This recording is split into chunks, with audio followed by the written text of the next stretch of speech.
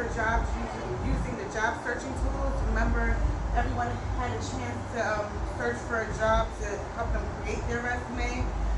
Whether you use ZipRecruiter, Indeed, or if you use Monster, whichever one you chose, everybody should be kind of familiar at this point in knowing how to search for a job using the job searching tool.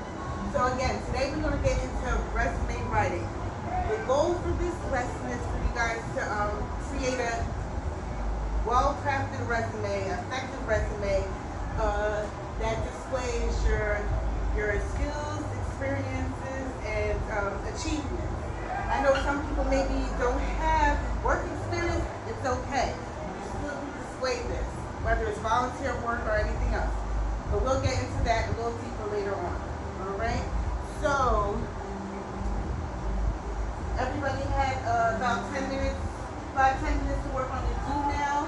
So I want to kind of discuss this do now as a class. The do now asks, why do you think having a well-crafted resume is crucial when applying for a job? Again, why do you think having a well-crafted resume is crucial when applying for a job? I'm not going to answer this. I would like if somebody could give me the answer, tell me what you think. So anybody here want to give me a chance? Give me their perspective on this? I'll volunteer. Thank you. Okay. It's very important to have a well-crafted resume because it will effectively communicate your qualification, set positive first impression, demonstrate professionalism, and increase your chances of securing an interview and ultimately the job that you're looking for. Absolutely, I love that. Thank you so much. That was a perfect answer. So basically, yes. So why do you think having a well-crafted resume is crucial when applying for a job? It opens doors. It opened doors for you in order to get recognized, right? Correct. So we're going to move on. I say that when I think about a resume, this is just a way of thinking about it, especially for the test that you're going to have. Kind of think of a resume as an opening scene of a movie. Okay, so for the opening scene of the movie, when you're watching that movie, you may be either interested or not interested of the movie based on how it is in the beginning. So just like a resume, for the resume, it's recruiters or hiring managers that's actually watching your movie. Your movie is the resume. Okay, in order for them to actually be interested in your resume, they want to be able to kind of get engaged into the opening of your resume. So usually the opening will be your objective, but you'll see that on the next slide. So again, just think of the resume as an opening scene of a movie. When anybody's looking at your resume, it's kind of giving you giving them a perspective of who you are, because they don't know who you are. Okay, so. Anybody have any questions before we move on? No. So, please don't be discouraged about all the information on here. But as we go through the components of an effective resume, I kind of wanted to give you guys an example also of an effective resume. So this is not a real person. So I created this resume here to kind of show you what a resume should look like. There's so many other ways a resume could look, but here, and I only color coded so you can see a little better, but usually the resume should just be black and white, no color, okay? So, the first component of a resume, again, is the first impression. Remember that the resume is all, when the hiring manager or the recruiter is looking at your resume, you want to give a first impression. So their first impression, they will typically look at the format of your resume. If the format looks a little messy, the font doesn't match, or it's just not structured correctly, they may just throw your resume away. Another one is here, your objective. Now, depending on the template you use, your objective could be here, it could be here, but again, it's usually on the top, and that's what usually drives the interviewer or hiring manager, recruiter, into wanting to get to know you, depending on what you put here in your resume objective. Okay? So next element showcases your achievements. So you want to make sure that your resume showcases your achievements. Can anybody tell me, just by looking at this resume, where might you see that Michelle showcases her achievements? I know it's a little small, sorry. Anyone? Okay. Under qualification, would that be? This one? Yes.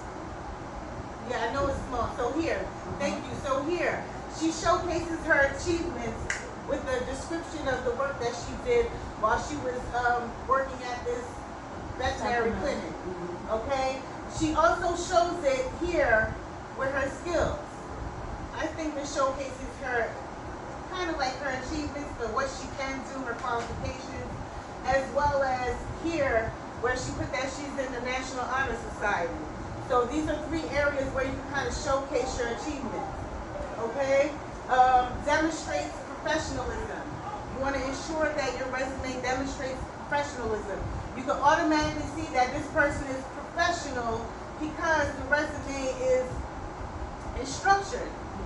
Okay? If it was messy, you would kind of think that this is not exactly. It's disorganized, and you really don't want to be bothered with reading it. So next candidate. So you want to make sure you demonstrate professionalism when creating your resume. Okay? Next, 4, matches the job requirements. Okay, here. How would you know if this resume matches the job requirements? Number 1, you guys have no idea what job Michelle is applying to. However, you can kind of get an idea if you read her Objective. yes, her objective right there. You kind of get an idea of, okay, Michelle is looking for veterinary work. She's passionate about animals, as she put. So this matches the job requirements. Whether it's this job may say that they're looking for somebody who's passionate about pets, she puts that there, that she's passionate about animals.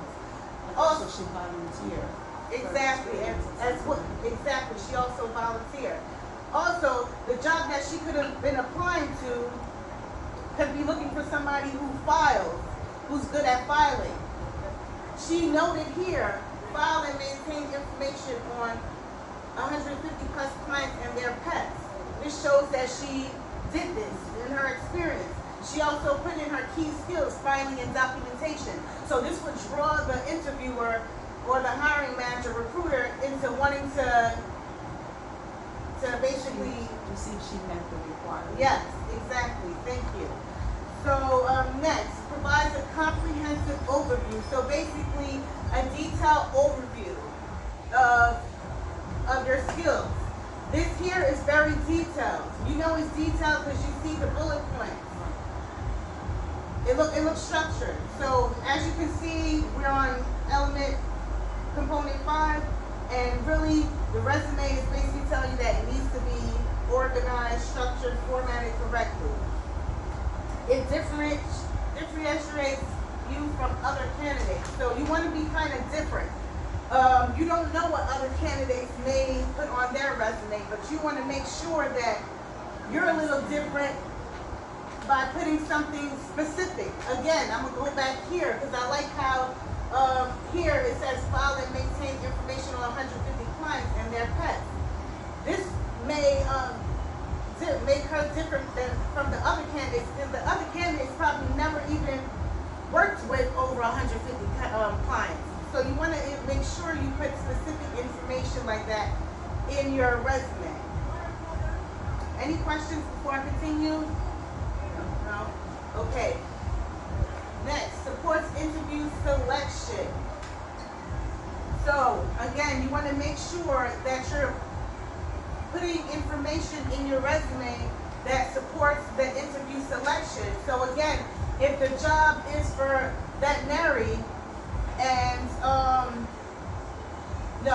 if the job is for McDonald's and Michelle gave this resume for McDonald's, this is not supporting. Exactly. So this is something they may look at her resume and say, nice resume, but you don't have to meet the qualifications. So you want to make sure at this point you're aligning all the information you put on your resume to the job that you're applying to. The resume is an opportunity to market yourself. Again, remember, the recruiter or hiring manager has no idea who you are. All they know is that they see a name and paper. So you want to, this is your chance when you're creating a resume to market yourself. Ensure that you put all good things, no negativity in your resume, all positive, okay? Next, professional development tool. Your resume can be a professional development tool. As of today, I have so many resumes from when I started during my high school now to where I developed each resume each time for each job, and it definitely helps me out to effectively create a resume. Last one, gateway to career opportunities. So, of course, if you have an effective resume, what's going to happen? It will provide you with opportunities. Yes. Okay, so anybody have any questions before we continue?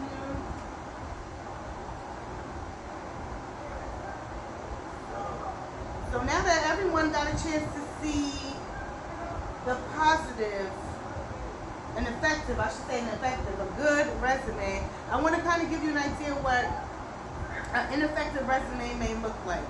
Give me a minute, let me go onto this website here.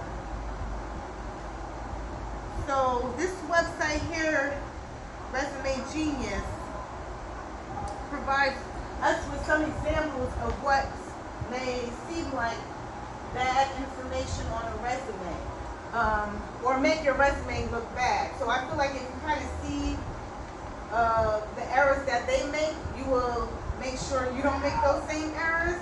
So right here, they call this the bad speller. Okay, this is where you want to make sure you really pay attention to what you're writing on your resume.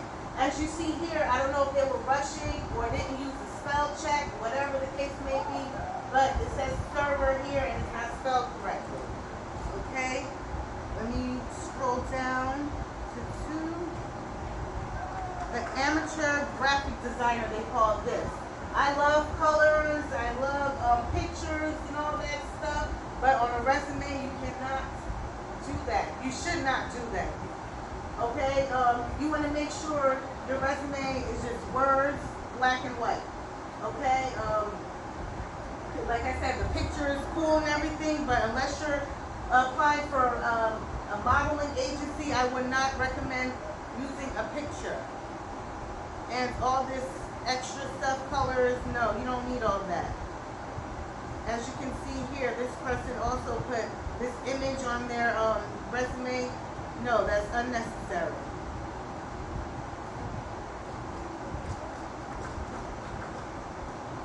Okay, the non-achiever. Here, so Christina, if you look at it, it kind of looks like, okay, this is good. But then again, Christina doesn't really kind of give an example of her achievements on here. It's very passive what she's saying, like anybody could do this. When recruiters are reading your information, they want to see something that kind of pops out, not nothing very generic. So she's not really explaining much. Like I said, if I went back to just give you a quick example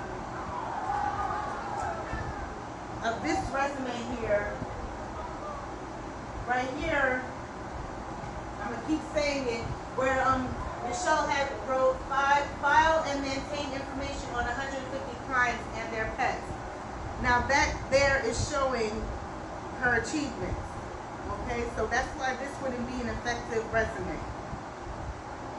Don't worry, I will share this with you guys so you'll have a chance to go back and take a look at it. The font abuser. I know we all like different fonts. Sometimes it makes your work look better. Sometimes it doesn't. If you think it makes it look better. But resume writing, you do not want to use this kind of font. Right here it tells you the type of font to stay away from. Here is the font that you want to use when creating your resume. So please, when you're creating your resume, revert back to that if you need to. Okay, this will be the last one. There's a few more, but I'm not going to go through all of them. The gamer. So this resume writer right here shared an objective, which I like the proof of. It looks good. However, once he goes down to his qualifications, I'm not sure they have work experience. This is why they felt like they needed to put this information, which is fine. However, here the resume writer wrote information that pertains to gaming. Now, if the job has nothing to do with gaming, you don't want to write this type of hobbies. We don't want to know. Okay? So, at this point, I want everybody to take out their template. Take out the template that I gave you for class and partner up with someone next to you. Take a minute to partner up, and I want you to fill out the parts of your template as much as you can. I'm gonna walk around. If anybody needs help, let me know. But you can either partner up with somebody or get into a group to kind of help you determine what you're going to be putting on your resume. If you need any assistance, I will be here to help you. Remember, as you're writing the information in your resume, think about your objective.